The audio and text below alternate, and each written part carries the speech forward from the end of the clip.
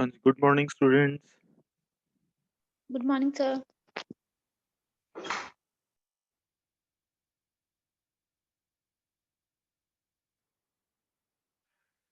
आज बहुत थोड़े स्टूडेंट्स आए हैं हाले तक, just 24.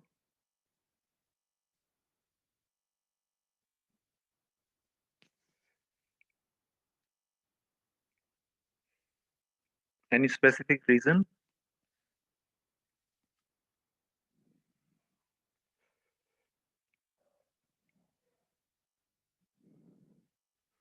Okay, let's begin with the class. Let's not wait for others. Anonymous unions ਤੁਸੀਂ ਪੜ੍ਹਨਾ ਸੀ ਕੱਲ, ਕਿਸੇ ਨੇ ਪੜ੍ਹਿਆ? What are anonymous unions?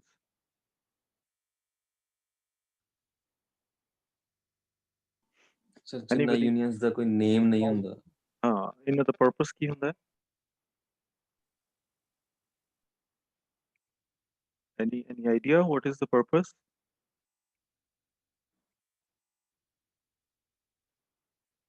Suppose you have some. Sir directly access ਹਾਂਜੀ। ਕਰ ਸਕਦਾ ਮੈਂਬਰਸ ਨੂੰ।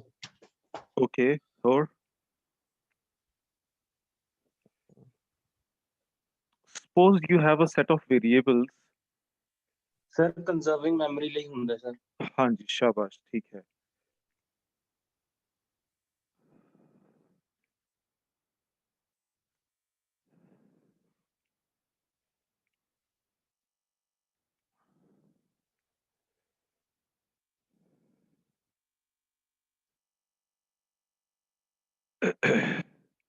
Okay. ਅਗਰ ਤੁਸੀਂ ਐਨੋਨਿਮਸ ਯੂਨੀਅਨ ਨੂੰ ਗਲੋਬਲੀ ਡਿਕਲੇਅਰ ਕਰ ਰਹੇ ਹੋ ਤਾਂ ਇੱਥੇ ਸਟੈਟਿਕ ਲਿਖਣਾ ਪਏਗਾ। ਅਦਰਵਾਈਜ਼ ਅਗਰ ਕਿਸੇ ਕਲਾਸ ਜਾਂ ਸਟਰਕਚਰ ਦੇ ਵਿੱਚ ਲਿਖ ਰਹੇ ਹੋ ਫਿਰ ਉਹ ਵਿਦਆਊਟ ਸਟੈਟਿਕ ਵੀ ਡਿਕਲੇਅਰ ਹੋ ਜਾਏंगे। ਜਦੋਂ ਕਲਾਸਿਸ ਡਿਸਕਸ ਕਰਾਂਗੇ ਉਦੋਂ ਉਸ ਕਨਸੈਪਟ ਨੂੰ ਵੀ ਡਿਸਕਸ ਕਰਾਂਗੇ। ਬੇਸਿਕ ਆਈਡੀਆ ਕਿਆ ਹੈ ਐਨੋਨਿਮਸ ਯੂਨੀਅਨਸ ਦਾ? ਪਹਿਲੀ ਗੱਲ, we are not giving it any name, that's why it is called anonymous union. Now the basic idea is that suppose there are two variables, one is integer r or second is character c. At any point of time, if you are using only one of these, दोनों नहीं use हो रहे, कोई इन्हां चों एक use हो रहा है, तो बेटर है कि ਉਹਨਾਂ ਨੂੰ यूनियन ਚ डिक्लेयर कर दो, राइट? ਉਸੇ ਨਾਲ ਅਗਰ r यूज कर रहे हो तो c ਦੀ ਜ਼ਰੂਰਤ ਨਹੀਂ ਹੈ, ਕਿਉਂਕਿ ਦੋਨਾਂ ਵਿੱਚੋਂ ਇੱਕ ਨੂੰ ਹੀ ਮੈਮਰੀ ਐਲੋਕੇਟ ਹੋਏਗੀ, ਦੋਨਾਂ ਨੂੰ ਤਾਂ ਐਲੋਕੇਟ ਹੋਈ ਨਹੀਂ ਹੈ, right? So you'll be saving some space. Very good. Okay, next we have reference variables. बहुत important हैं, बड़े ध्यान नाल इन्हां ਨੂੰ समझना। Integer a is equal to 10. कोई दस सकता है इस simple declaration ਦਾ meaning क्या है? What is a? What is a here? What is a here? Variable ਆ ਜੀ, ਜਿਹੜੀ ਡਾਟਾ ਟਾਈਪ ਇੰਟੀਜਰ ਆ ਜੀ। Okay, ਕੋਈ ਹੋਰ ਦੱਸ ਸਕਦਾ ਇਸ ਤੋਂ ਇਲਾਵਾ ਕੋਈ ਆਨਸਰ? ਇਹਨੂੰ ਆਪਾਂ 10 ਮੈਮਰੀ ਐਲੋਕੇਟ ਕਰ ਰਹੇ ਹਾਂ 10। बेटा ਮੈਮਰੀ 10 ਨਹੀਂ ਐਲੋਕੇਟ ਕਰ ਰਹੇ, ਮੈਮਰੀ ਤਾਂ ਇਸ ਨੂੰ 4 ਬਾਈਟਸ ਹੀ ਹੋਏਗੀ। ਉਸ ਮੈਮਰੀ ਦੇ ਵਿੱਚ ਜਿਹੜੀ ਵੈਲਿਊ ਸਟੋਰਡ ਹੈ ਉਹ 10 ਹੈ। Sorry value sir. ਹਾਂ ਠੀਕ ਹੈ, ਵੈਰੀ ਗੁੱਡ। ਕੋਈ ਹੋਰ ਦੱਸ ਸਕਦਾ ਕੋਈ ਡਿਫਰੈਂਟ ਤਰੀਕੇ ਨਾਲ ਕਿ ਇਹ ਕਿਆ ਹੈ? ਕੋਈ ਹੋਰ ਦੱਸ ਸਕਦਾ ਬੱਚੇ? ਸਰ ਡਿਕਲੇਅਰ ਕਰਿਆ ਹੋਇਆ ਸਰ ਆਪਣੇ ਇੰਟ a ਦੇ ਨਾਮ ਦਾ ਵੇਰੀਏਬਲ ਆਪਾਂ ਨੇ ਡਿਕਲੇਅਰ ਕਰਿਆ ਹੋਇਆ ਸਰ। ਹਾਂ ਠੀਕ ਹੈ, ਇਸ ਤੋਂ ਨਹੀਂ ਰੈਫਰੈਂਸ ਤਾਂ ਹਾਲੇ ਆਪਾਂ ਲਿਖਿਆ ਹੀ ਨਹੀਂ ਹੈ। What I want to know is, ਜੋ ਤੁਸੀਂ ਕਹਿ ਰਹੇ ਹੋ ਕਿ ਇੰਟੀਜਰ a ਇੱਕ ਵੇਰੀਏਬਲ ਹੈ, ਠੀਕ ਹੈ, ਇਸ ਤੋਂ ਇਲਾਵਾ ਕੋਈ ਹੋਰ ਦੱਸਣਾ ਚਾਹੇਗਾ? ਕਿਸੇ ਹੋਰ ਤਰੀਕੇ ਨਾਲ ਇਸ ਨੂੰ ਆਪਾਂ ਕਹਿ ਸਕਦੇ ਹਾਂ? Is there any other way of representing it or explaining it? Sir, we have assigned memory to the variable. Okay, fine. ठीक है, ਥੋੜਾ ਜਿਹਾ ਹੋਰ ਇਸ ਨੂੰ ਕਰੋ। ਇਹ ਇੱਕ ਵੇਰੀਏਬਲ ਆ ਜਿਹੜਾ ਜੀ ਉਹ ਰੈਫਰ ਕਰਦਾ 10 ਵੈਲਿਊ ਨੂੰ ਜੀ। ਬੇਟੇ ਰੈਫਰ ਨਹੀਂ ਕਰ ਰਿਹਾ, ਉਹਦੀ ਵੈਲਿਊ ਹੀ ਆਪਣੀ 10 ਹੈ। ਰੈਫਰ ਕਰ ਰਿਹਾ ਕੁਝ ਅਲੱਗ ਚੀਜ਼ ਹੁੰਦੀ ਹੈ, ਉਹ ਕਰਾਂਗੇ ਇਸ ਤੋਂ ਬਾਅਦ ਕਰਦੇ ਹਾਂ। ਓਕੇ, ਲਿਸਨ ਵੈਰੀ ਵੈਰੀ ਕੇਅਰਫੁਲੀ, ਔਰ ਇਸ ਚੀਜ਼ ਨੂੰ ਹੁਣ ਦੁਬਾਰਾ ਭੁੱਲਣਾ ਨਹੀਂ ਹੈ ਕਦੇ ਵੀ, ਸਮਝ ਲੈਣਾ ਇਸ ਚੀਜ਼ ਨੂੰ। most of the time we say that a is a variable of type integer with initial value 10. बिल्कुल ठीक है, इस कोई गलत नहीं है। I repeat, a is a variable of type integer with initial value 10. ठीक है, इस कोई गलत नहीं है, ठीक है। पर technically अगर तुसी देखना चाहो ਤਾਂ A what we'll say A is name of a memory location where we can store some integer and its initial value is 10. I repeat it. I'll repeat it. Listen carefully. A is name of a memory location where we can store some integer and its initial value is 10. ये समझ आ गया बच्चे? A एक memory area ਦਾ ਨਾਮ ਹੈ ਉਸਨੂੰ ਅਸੀਂ ਇੱਕ ਨਾਮ ਦੇਤਾ उसका साइज कितना होएगा साइज डिपेंड करेगा how much what kind of data type you are assigning to it जिमें ए दी डेटा टाइप इथे इंटीजर है तो इसका साइज 4 हो जाएगा right so a is name of a memory location where we can store an integer and its initial value is 10 ये समझ आ गया बच्चे सारे नु Yes, हाँ sir. जी ओके फाइन ਹੁਣ ਮੈਂ ਇੱਕ ਵੇਰੀਏਬਲ ਹੋਰ ਡਿਕਲੇਅਰ ਕਰ ਰਿਹਾ with ampersand sign b is equal to a ਹੁਣ ਫਿਰ ਇੱਕ ਵਾਰ ਦੁਬਾਰਾ ਤੋਂ ਅੱਛੀ ਤਰ੍ਹਾਂ ਸਮਝਣਾ b is a reference variable here b is a reference variable reference variable the meaning क्या है reference variable ਦਾ meaning ਹੈ ਉਸਨੂੰ ਕੋਈ ਮੈਮਰੀ ਐਲੋਕੇਟ ਨਹੀਂ ਹੋਏਗੀ b ਨੂੰ ਕੋਈ ਮੈਮਰੀ ਐਲੋਕੇਟ ਨਹੀਂ ਹੋਏਗੀ a ਇੱਕ ਨਾਰਮਲ ਵੇਰੀਏਬਲ ਹੈ ਇਸ ਨੂੰ ਮੈਮਰੀ ਐਲੋਕੇਟ ਹੋਏਗੀ ਪਰ b ਨੂੰ ਮੈਮਰੀ ਐਲੋਕੇਟ ਨਹੀਂ ਹੋਏਗੀ ਫਿਰ b क्या है b is just another name of a ਜਿਵੇਂ ਤੁਹਾਡੇ ਚ ਕਈਆਂ ਦਾ ਇੱਕ ਗੁੱਡ ਨੇਮ ਹੋਏਗਾ ਸੌਰੀ ਇੱਕ ਗੁੱਡ ਨੇਮ ਹੋਏਗਾ ਇੱਕ ਨਿਕਨੇਮ ਹੋਏਗਾ ਕਈਆਂ ਦੇ ਦੋ ਦੋ ਤਿੰਨ ਤਿੰਨ ਨਾਮ ਵੀ ਹੁੰਦੇ ਆ right just like that a ਨੂੰ ਅਸੀਂ ਇੱਕ ਨਵਾਂ ਨਾਮ ਦੇਤਾ I repeat b ਨੂੰ ਕੋਈ ਮੈਮਰੀ ਐਲੋਕੇਟ ਨਹੀਂ ਹੋਏਗੀ ਉਸ ਨੂੰ ਉਹੀ ਮੈਮਰੀ ਮਿਲੇਗੀ ਜੋ a ਕੋਲ ਹੈ simply like earlier we were saying a is name of a memory location where we can store an integer and its initial value is 10 in case of b is another name of a another name of memory location a right so ਇੱਥੇ ਆਪਾਂ ਲਿਖਦੇ ਹਾਂ cout a and then ਪਹਿਲਾਂ a ਦੀ value print ਕਰਾ ਕੇ ਦੇਖਦੇ ਹਾਂ ਕੀ ਆ ਰਹੀ ਹੈ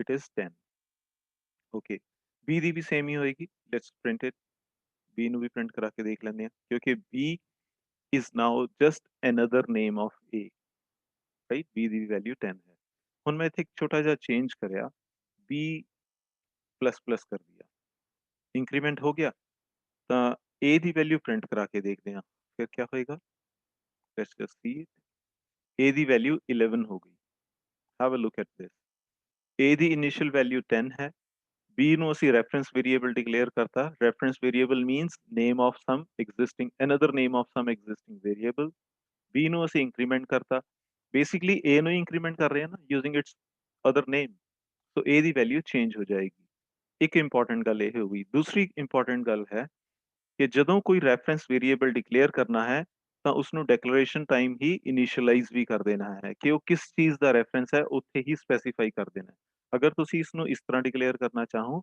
then this is absolutely wrong ਕਿਉਂਕਿ ਤੁਸੀਂ ਰੈਫਰੈਂਸ ਤਾਂ ਡਿਕਲੇਅਰ ਕਰਤਾ ਇੱਥੇ ਲਿਖਿਆ ਆ ਰਿਹਾ ਦੇਖੋ reference variable b requires an initializer ਜਹਾਂ ਤੁਸੀਂ ਰੈਫਰੈਂਸ ਵੇਰੀਏਬਲ ਡਿਕਲੇਅਰ ਕਰੋਗੇ ਉੱਥੇ ਹੀ उसकी इनिशियलाइजेशन कर देनी है कि किस एग्जिस्टिंग वेरिएबल का नवा नाम तुसी डिफाइन कर रहे हो ये बच्चे क्लियर हो गया रेफरेंस वेरिएबल समझ आ गया हाँ जी सर Yes, sir.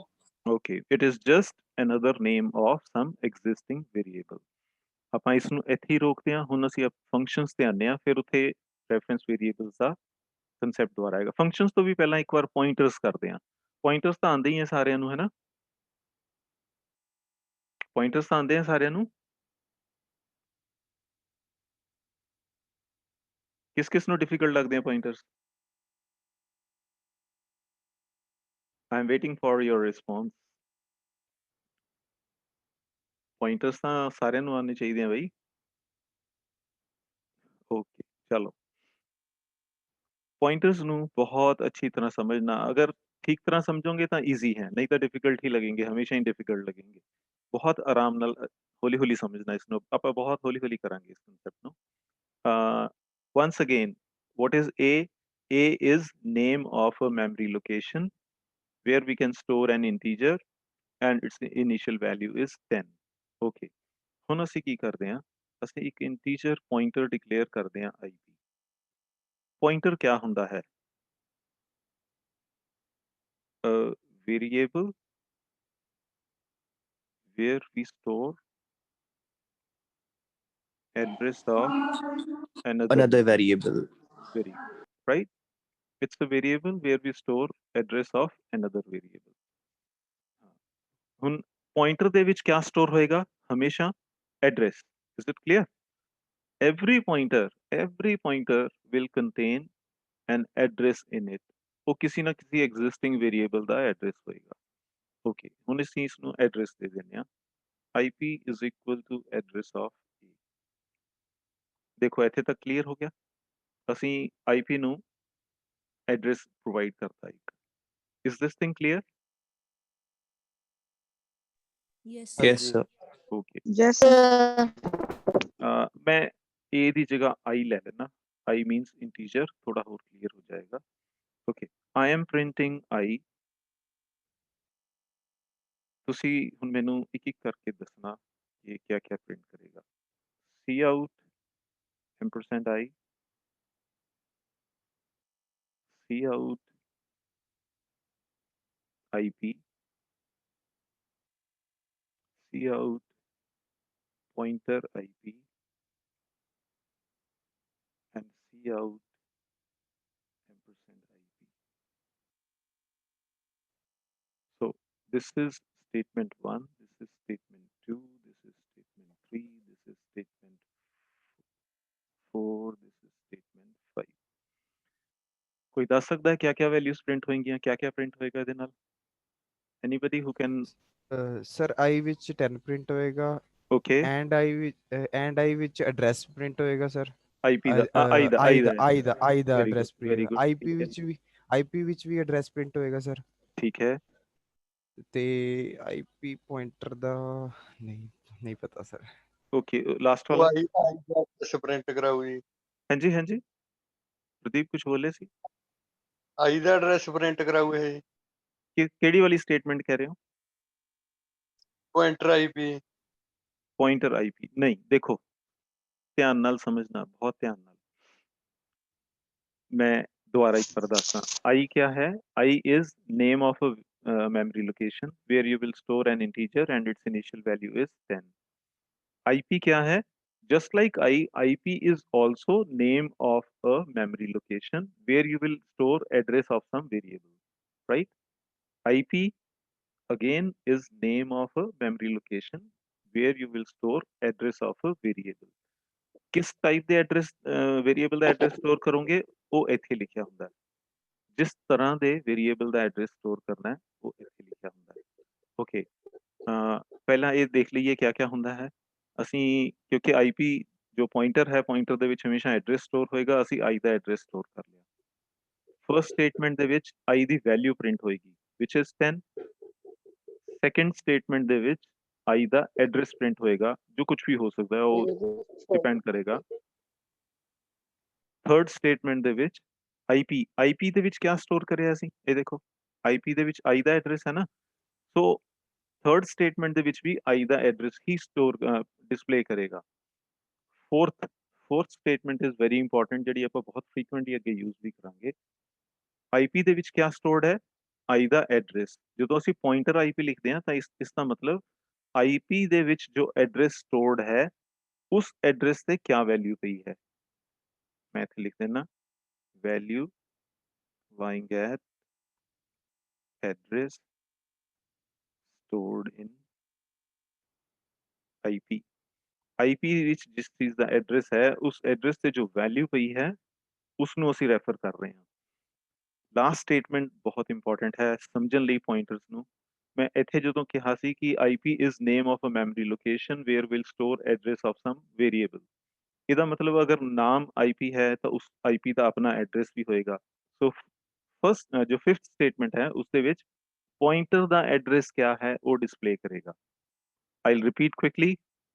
ਇਸ ਕੇਸ 'ਚ I ਦੀ ਵੈਲਿਊ ਪ੍ਰਿੰਟ ਕਰੇਗਾ, ਇਸ ਕੇਸ ਦੇ ਵਿੱਚ I ਦਾ ਐਡਰੈਸ ਪ੍ਰਿੰਟ ਕਰੇਗਾ, ਇਸ ਕੇਸ ਦੇ ਵਿੱਚ ਵੀ i ਦਾ ਐਡਰੈਸ ਹੀ ਪ੍ਰਿੰਟ ਕਰੇਗਾ ਕਿਉਂਕਿ ਅਸੀਂ ip ਦੇ ਵਿੱਚ ਐਡਰੈਸ ਆਫ i ਲਿੱਤਾ ਹੈ। ਇਸ ਕੇਸ ਦੇ ਵਿੱਚ ਉਸ ਐਡਰੈਸ ਤੇ ਜੋ ip ਦੇ ਵਿੱਚ ਐਡਰੈਸ ਪਿਆ ਹੈ ਉਸ ਐਡਰੈਸ ਤੇ ਕਿਆ ਵੈਲਿਊ ਪਈ ਹੈ ਉਹ ਵੈਲਿਊ ਪ੍ਰਿੰਟ ਕਰੇਗਾ which is basically value of i only. And in last case ip ਦਾ ਆਪਣਾ ਵੀ ਇੱਕ ਐਡਰੈਸ ਹੈ, ਇੱਥੇ ਉਹ ਉਸ ਐਡਰੈਸ ਨੂੰ ਪ੍ਰਿੰਟ ਕਰੇਗਾ। ਲੈਟਸ ਰਨ ਇਟ ਵਨਸ, ਪਰ ਦੇਖ ਲਓ।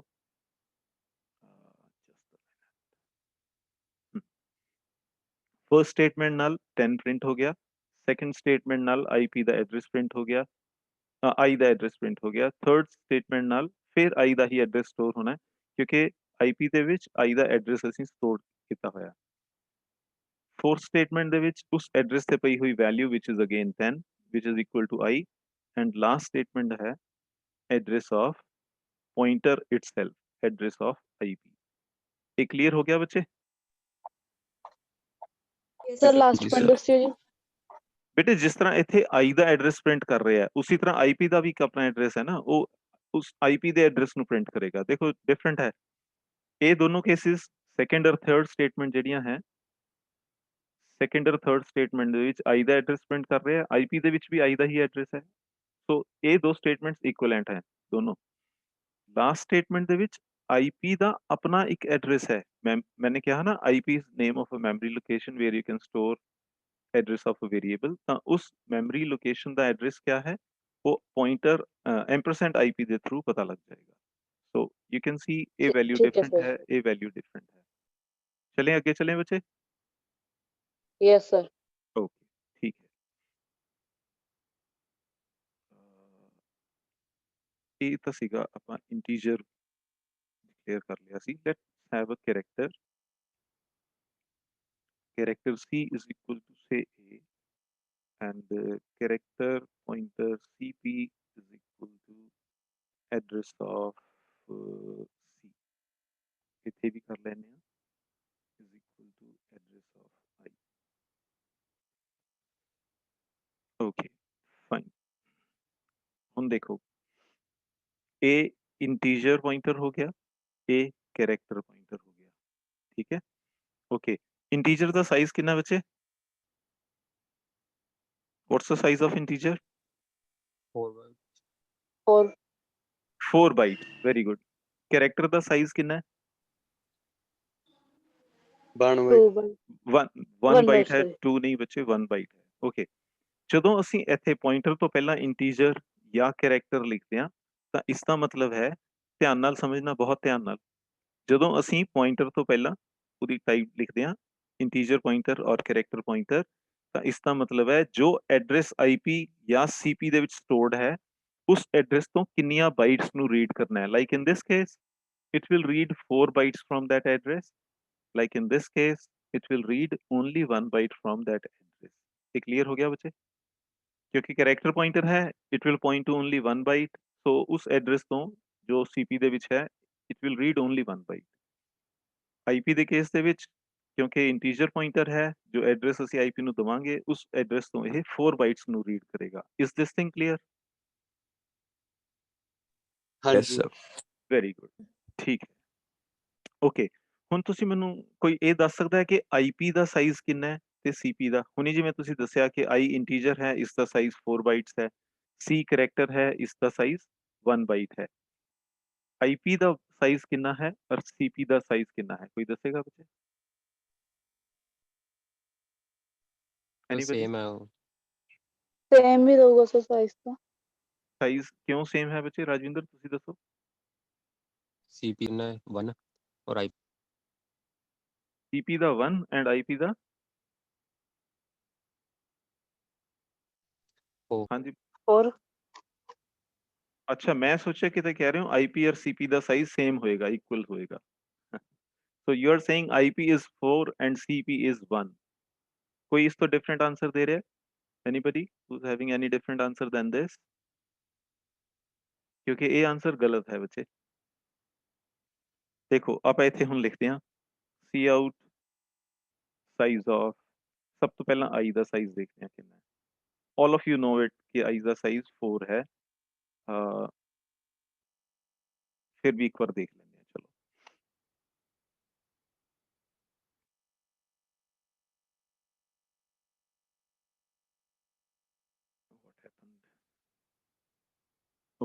You can see it here I the size 4 print ਕਰਤਾ ਉਸਨੇ ਠੀਕ ਹੈ ਹੁਣ c ਦਾ ਸਾਈਜ਼ ਵੀ ਦੇਖ ਲੈਂਦੇ ਆ ਵੀ ਨੋ it is 1 so it will print 1 you can see it here ਹੁਣ ਪ੍ਰਿੰਟ ਕਰਦੇ ਆ ip ਦਾ ਸਾਈਜ਼ ip ਦਾ ਸਾਈਜ਼ ਕਿੰਨਾ ਹੋਏਗਾ ਬੱਚੇ ਐਨੀ ਆਈਡੀਆ ip ਦਾ ਸਾਈਜ਼ ਕਿੰਨਾ ਹੋਏਗਾ integer pointer the it will be 4 right now some of you are saying कि cp ਦਾ size 1 ਹੈ ਜਰਾ ਧਿਆਨ ਨਾਲ ਦੇਖਣਾ cp ਦਾ ਸਾਈਜ਼ ਕਿੰਨਾ ਆ ਰਿਹਾ cp ਦਾ ਸਾਈਜ਼ ਕਿੰਨਾ ਲਿਖਿਆ 4 ਹੁਣ ਇਸ ਦੇ ਵਿੱਚ ਫਰਕ ਕੀ ਹੈ I repeat ਇਸ ਨੂੰ ਬਹੁਤ ਧਿਆਨ ਨਾਲ ਸਮਝਣਾ ਇਹ ਬੇਸਿਕ ਹੈ पॉइंटर्स ਦੇ ਬੇਸਿਕ ਹੈ ਇਹ ਸਮਝ ਆ ਗਏ ਤਾਂ ਪॉइंटर्स ਬਹੁਤ ਆਰਾਮ ਨਾਲ ਸਮਝ ਆ ਜਾਣਗੇ ਫਿਰ ਡਿਫਿਕਲਟ ਨਹੀਂ ਲੱਗेंगे ਆਪਾਂ ਇੱਕ ਵਾਰ ਦੁਬਾਰਾ ਇਸ ਨੂੰ ਡਿਸਕਸ ਕਰਦੇ ਹਾਂ क्या है IP क्या है name of a memory location where we will store address of an integer IP ਦੇ ਵਿੱਚ store क्या ਹੋਏਗਾ address right similarly what is CP CP is name of a memory location where we will store address of a character so IP ਦੇ ਵਿੱਚ ਵੀ address store ਹੋ ਰਿਹਾ ਹੈ CP ਦੇ ਵਿੱਚ ਵੀ address store ਹੋ ਰਿਹਾ ਹੈ एक्चुअली ਇਹਨਾਂ ਦੋਨਾਂ ਦੀ ਆਪਣੀ ਜੋ ਡਾਟਾ ਟਾਈਪ ਹੈ ਉਹ ਸੇਮ ਹੈ ਉਹ ਮੈਂ ਦੱਸਦਾ ਕੀ ਹੈ ਜੋ ਅਸੀਂ ਇੰਟੀਜਰ ਲਿਖਿਆ ਜਾਂ ਅਸੀਂ ਇੱਥੇ ਕੈਰੈਕਟਰ ਪੁਆਇੰਟਰ ਬਣਾਇਆ ਤਾਂ ਇਹਦਾ ਇਹ ਡਾਟਾ ਟਾਈਪ ਇੱਥੇ ਲਿਖਣ ਦਾ ਪਰਪਸ ਇਹ ਹੈ ਕਿ ਜੋ ਪੁਆਇੰਟਰ ਦੇ ਵਿੱਚ ਐਡਰੈਸ ਸਟੋਰਡ ਹੈ ਉਸ ਐਡਰੈਸ ਤੋਂ ਕਿੰਨੀਆਂ ਬਾਈਟਸ ਰੀਡ ਕਰਨੀਆਂ ਹੈ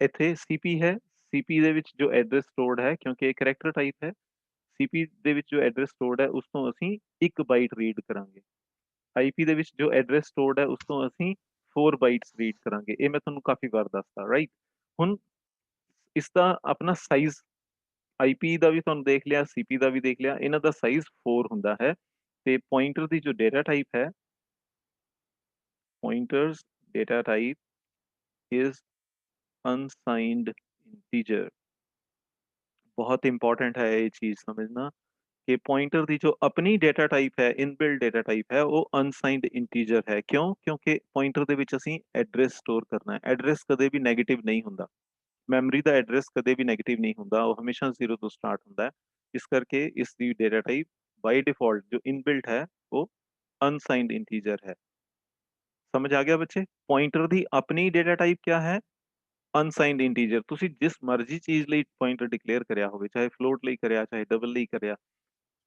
ਜੋ ਤੁਸੀਂ ਡਾਟਾ ਟਾਈਪ ਇੱਥੇ ਲਿਖ ਰਹੇ ਹੋ ਉਹਦਾ ਤਾਂ ਸਿੰਪਲੀ ਪਰਪਸ ਇਹ ਹੈ ਕਿ ਜੋ ਐਡਰੈਸ ਤੁਸੀਂ ਪੁਆਇੰਟਰ ਦੇ ਵਿੱਚ ਸਟੋਰ ਕਰਿਆ ਹੈ ਉਸ ਐਡਰੈਸ ਤੋਂ ਬਾਈਟਸ ਕਿੰਨੀਆਂ ਰੀਡ ਕਰਨੀਆਂ ਹੈ that is the purpose of writing a data type here so pointer the apni jo data type hai that is always unsigned integer is this thing clear to all of you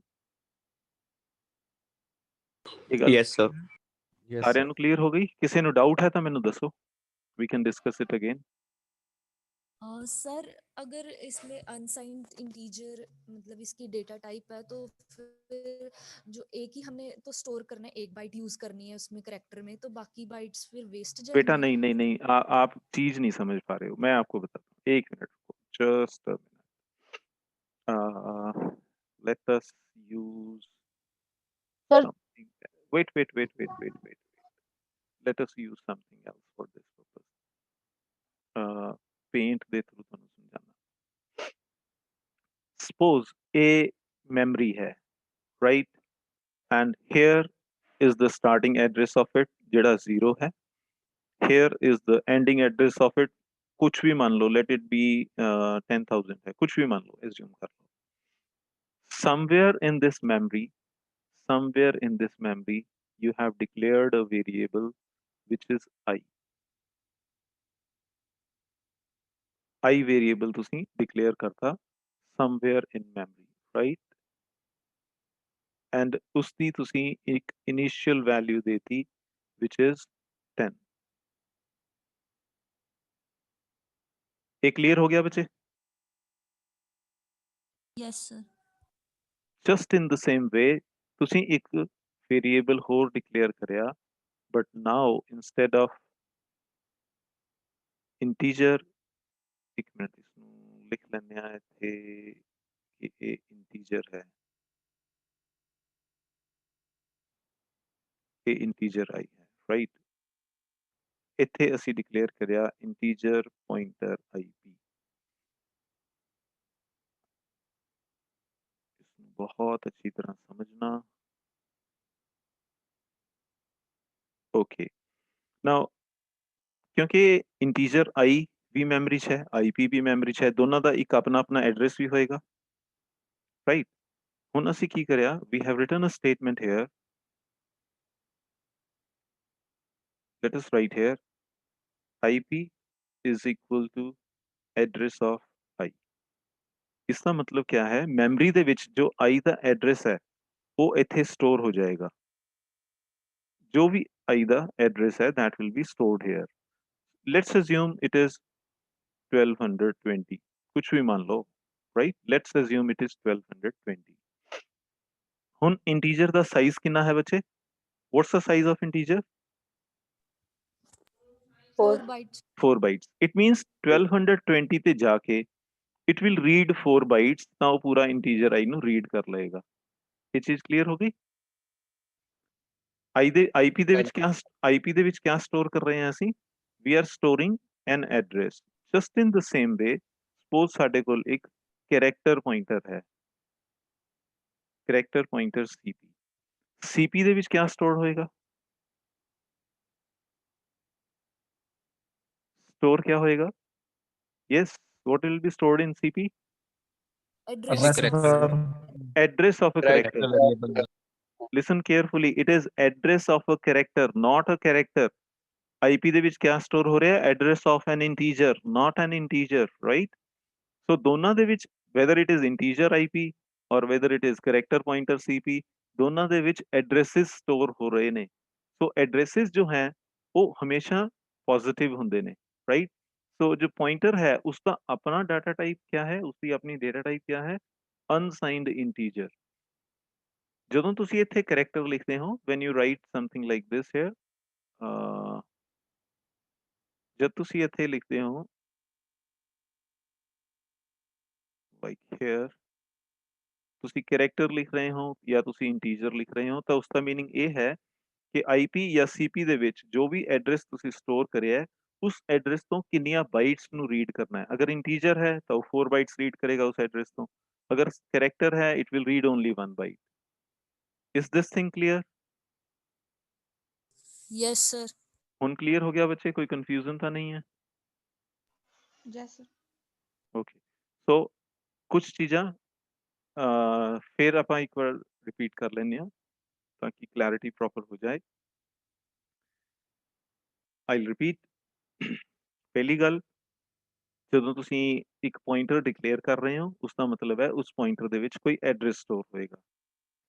ਜੋ ਤੁਸੀਂ ਉਹਦੇ ਨਾਲ data type associate ਕਰ ਰਹੇ ਹੋ ਉਸ data type ਦਾ ਮਤਲਬ ਹੈ ਕਿ ਜੋ ਐਡਰੈਸ ਪੁਆਇੰਟਰ ਦੇ ਵਿੱਚ ਸਟੋਰ ਕੀਤਾ ਹੈ ਉਸ ਐਡਰੈਸ ਤੋਂ ਤੁਸੀਂ ਕਿੰਨੀਆਂ ਬਾਈਟਸ ਨੂੰ ਰੀਡ ਕਰਨਾ ਹੈ। ਪੁਆਇੰਟਰ ਦਾ अपना एक मेमोरी एरिया होएगा और पॉइंटर दी अपनी एक डेटा टाइप है, इनबिल्ट है, वो कहीं लिखते नहीं है आप, वो इनबिल्ट है, प्री डिफाइंड है। क्योंकि पॉइंटर दे विच हमेशा एड्रेस स्टोर होना है, इस करके उसकी अपनी डेटा टाइप अनसाइंड इंटीजर है, क्योंकि एड्रेसेस नेगेटिव कदे भी नहीं होंगे, इस करके अनसाइंड इंटीजर है, उसके नाल उसकी रेंज ज़्यादा हो जाती है। ओके, अनसाइंड इंटीजर है तो साइज कितना हो गया फिर पॉइंटर दा? What's the size of 4 pointer? bytes 4 bytes. शाबाश। अच्छा हुन एक चीज होर देखते हैं आप, मैं इत्थे IP लिखा है, नाल ही मैं लिख लेना साइज ऑफ पॉइंटर IP।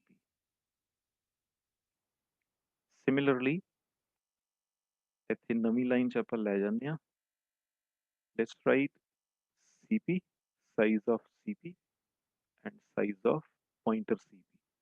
हुन ये वैल्यूज नू चंगी तरह समझना, और जे तुहानू रीजन समझ आ गया तो क्लैरिटी हो गई। इसदा मतलब देखो पहली स्टेटमेंट 4 लिख रहा है, it means it is address, it is size of IP means pointer, pointer दा एड्रेस हमेशा पॉइंटर दा साइज हमेशा ही 4 होएगा, राइट।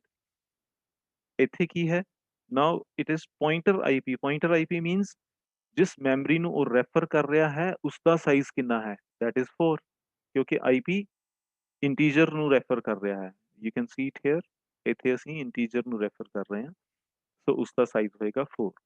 ਸੈਕੰਡ ਸਟੇਟਮੈਂਟ ਦੇ ਵਿੱਚ CP is the pointer in itself, ਔਰ pointer ਦਾ ਸਾਈਜ਼ ਮੈਂ ਬਹੁਤ ਵਾਰ ਤੁਹਾਨੂੰ ਦੱਸਦਾ ਕਿ 4 ਹੋਏਗਾ, ਅਨਸਾਈਨਡ ਇੰਟੀਜਰ ਹੈ ਇਸ ਕਰਕੇ 4 ਹੋਏਗਾ। pointer CP, you can see it here, CP character ਨੂੰ ਪੁਆਇੰਟ ਕਰ ਰਿਹਾ ਹੈ, ਸੋ ਜਿਸ ਟਾਈਪ ਦੇ ਡੇਟਾ ਨੂੰ ਉਹ ਪੁਆਇੰਟ ਕਰੇਗਾ ਉਸ ਦਾ ਸਾਈਜ਼ ਇੱਥੇ ਆ ਜਾਏਗਾ। when you will write pointer CP, so its size will be 1। ਇਹ ਕਲੀਅਰ ਹੋ ਗਿਆ ਬੇਟਾ? Okay, Yes, sir. ਪੁਆਇੰਟਰਸ ਨੂੰ ਆਪਾਂ ਹੋਰ ਡਿਸਕਸ ਕਰਦੇ ਰਹਾਂਗੇ ਟਾਈਮ ਟੂ ਟਾਈਮ, ਪਰ ਇਹ ਬਹੁਤ ਬੇਸਿਕ ਚੀਜ਼ਾਂ ਸੀਗੀਆਂ, ਬਹੁਤ ਜ਼ਿਆਦਾ ਬੇਸਿਕ। ਇਹਨਾਂ ਚੀਜ਼ਾਂ ਨੂੰ ਹਮੇਸ਼ਾ ਯਾਦ ਰੱਖਣਾ ਹੈ। ਇਨ ਕੇਸ ਡਿਸਕਨੈਕਟ ਹੋ ਗਿਆ, ਰੀਕਨੈਕਟ ਕਰ ਲੈਣਾ। ਆਪਾਂ ਫੰਕਸ਼ਨਸ ਥੋੜੇ ਜਿਹੇ ਕਰਨੇ ਹੈ ਹੋਰ, ਓਕੇ? ਜਿੰਨੇ ਕੁ ਹੋ ਪਾਏ ਅੱਜ ਕਰ ਲਾਂਗੇ, ਬਾਕੀ ਕੱਲ ਕਰਾਂਗੇ, ਪਰ ਇੱਕ ਵਾਰ ਜਦੋਂ ਡਿਸਕਨੈਕਟ ਹੋ ਜਾਏਗਾ ਰੀਕਨੈਕਟ ਕਰ ਲੈਣਾ। Okay, let's start with functions. Function क्या है? Anybody? Can anybody define what is a function? हाँ जी बेटा, कोई बोले? Group of statement. Okay. Sir, a group of statement that हाँ. together perform a particular task. Very good. Four.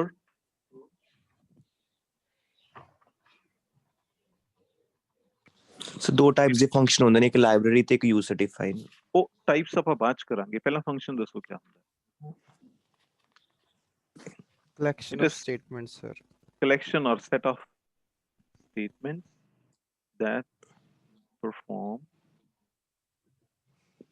a specific task, right? कोई specific task ਜਿਹੜੇ perform ਕਰਦੇ ਆ,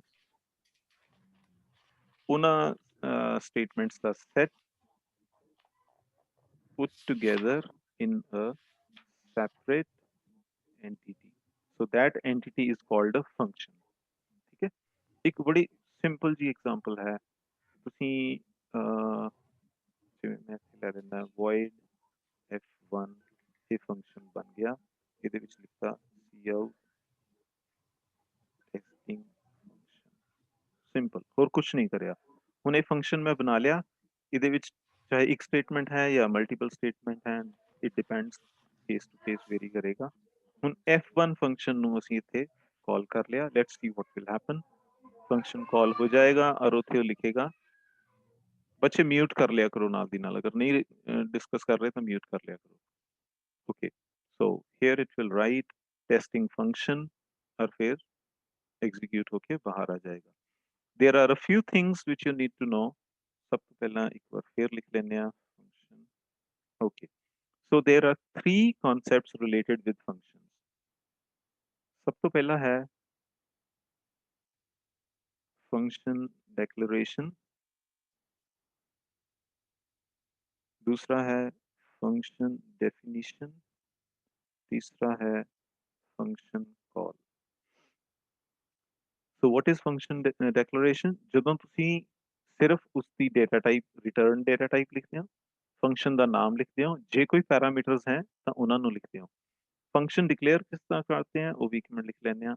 return type आएगी सब तो पहला, first of all return type, then function name, then arguments if there are any। this is the syntax of a function। return type कोई हो सकती है, it may be any inbuilt data type और user defined data type. उस तो बाद function का नाम होएगा, उस तो बाद आर्गूमेंट्स। मैं स्क्वायर ब्रैकेट से आर्गूमेंट इसलिए लिखे हैं क्योंकि ऑप्शनल हैं, कुछ एक फंक्शनस ਦੇ ਵਿੱਚ ਆਰਗੂਮੈਂਟ ਪਾਸ ਕਰਾਂਗੇ, ਕੁਝ ਇੱਕ ਦੇ ਵਿੱਚ ਨਹੀਂ ਵੀ ਕਰਾਂਗੇ। For example in this case ਅਸੀਂ ਜੋ f1 ਫੰਕਸ਼ਨ ਬਣਾਇਆ ਉਸ ਨੂੰ ਅਸੀਂ ਕੋਈ ਆਰਗੂਮੈਂਟ ਪਾਸ ਨਹੀਂ ਕੀਤਾ। ਸੋ the first one, this thing is function declaration। ਜਦੋਂ ਤੁਸੀਂ ਫੰਕਸ਼ਨ ਦੀ ਰਿਟਰਨ ਟਾਈਪ ਲਿਖ ਰਹੇ ਹੋ, ਉਸ ਦਾ ਨਾਮ ਲਿਖ ਰਹੇ ਹੋ, ਲਿਸਟ ਆਫ ਆਰਗੂਮੈਂਟਸ ਜੇ ਕੋਈ ਹੈ ਤਾਂ ਉਹ ਲਿਖ ਰਹੇ ਹੋ, and then you are putting a semicolon. ਤੁਸੀਂ ਫੰਕਸ਼ਨ ਦੀ ਬੋਡੀ ਨਹੀਂ ਲਿਖ ਰਹੇ, ਇਹ ਨਹੀਂ ਦਿਖਾ ਰਹੇ ਕਿ ਫੰਕਸ਼ਨ ਕਰੇਗਾ क्या। that is called function declaration, right? definition ਕਦੋਂ ਹੁੰਦੀ ਹੈ? ਜਦ ਤੁਸੀਂ ਸਪੈਸੀਫਾਈ ਕਰਦੇ ਹੋ ਕਿ ਉਹ ਫੰਕਸ਼ਨ ਕਰੇਗਾ क्या। like in this case we have specified that this function will only print testing function।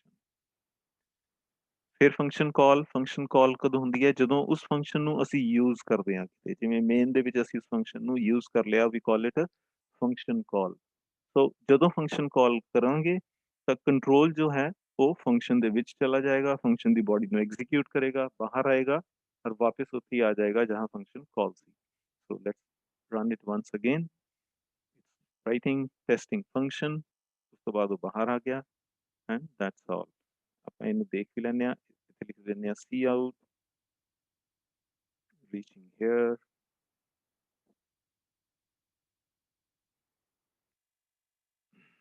ਇੱਥੇ ਲਿਖ ਦਿੰਦੇ ਆ endl, new line ਚ ਆ ਜਾਏਗਾ, so let's run it again. You can see it here. Function call ਕੀਤਾ ਤਾਂ ਉਸਨੇ ਲਿਖਿਆ testing function, ਉਸ ਤੋਂ ਬਾਅਦ ਉਹ ਬਾਹਰ ਆ ਗਿਆ, ਬਾਹਰ ਆ ਕੇ ਇੱਥੇ ਆ ਜਾਏਗਾ, ਇੱਥੇ ਆ ਕੇ ਲਿਖੇਗਾ reaching here, as you can see here. Clear ਹੋ ਗਿਆ ਬੇਟੇ? ਬੱਚੇ clear ਹੈ ਇਹ? Yes, sir. ਹਾਂਜੀ Okay. sir. Yes, sir. Okay. ਇਹ ਤਾਂ ਸੀਗਾ ਜਦੋਂ ਅਸੀਂ functions ਨੂੰ ਕੋਈ parameter pass ਨਹੀਂ ਕੀਤੇ. Sometimes we may pass some parameters also. For example, integer a is equal to 10, b is equal to 20, then we have a c. And here we have suppose a function. ਜਦੋਂ ਤੁਸੀਂ function ਦੀ definition function ਨੂੰ call ਕਰਨ ਤੋਂ ਪਹਿਲਾਂ ਦਿੱਤੀ ਹੋਈ ਹੈ ਤਾਂ ਫਿਰ function declaration ਦੇਣ ਦੀ ਜ਼ਰੂਰਤ ਨਹੀਂ ਹੁੰਦੀ। ਮੈਂ repeat ਕਰ ਦੇਣਾ, when function definition appears before function call, then function declaration is not required. Integer x, integer y,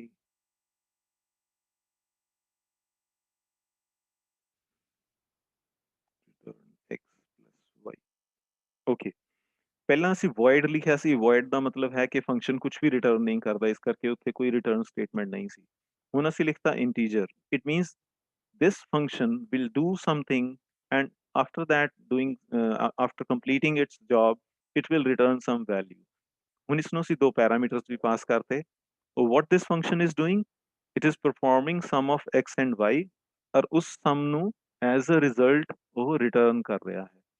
So ਇੱਥੇ ਅਸੀਂ ਉਸ ਨੂੰ ਕਾਲ ਕਰ ਲੈਂਦੇ ਹਾਂ, c is equal to sum a b. Okay, after that we will print c ਦੇ ਵਿੱਚ sum ਆ ਜਾਏਗਾ। Let's run it once, then I'll explain it to you. You can see c ਦੇ ਵਿੱਚ ਜੋ sum ਆਇਆ ਉਹ 30 ਹੈ, a plus b the sum ਕਰਕੇ 30 ਆ ਗਿਆ। Clear ਹੈ ਬੇਟਾ? Is this thing clear? Yes, sir. Yes, sir. ਹਾਂਜੀ Okay, ਹੁਣ ਇੱਕ ਚੀਜ਼ ਫੇਰ ਧਿਆਨ ਨਾਲ, ਬਹੁਤ ਧਿਆਨ ਨਾਲ ਸੁਣਨਾ। ਜਦੋਂ ਅਸੀਂ ਫੰਕਸ਼ਨ ਡਿਫਾਈਨ ਕਰ ਰਹੇ ਹਾਂ ਤੇ ਇੱਥੇ ਆਰਗੂਮੈਂਟਸ ਦਿੱਤੇ हैं, we call them formal parameters.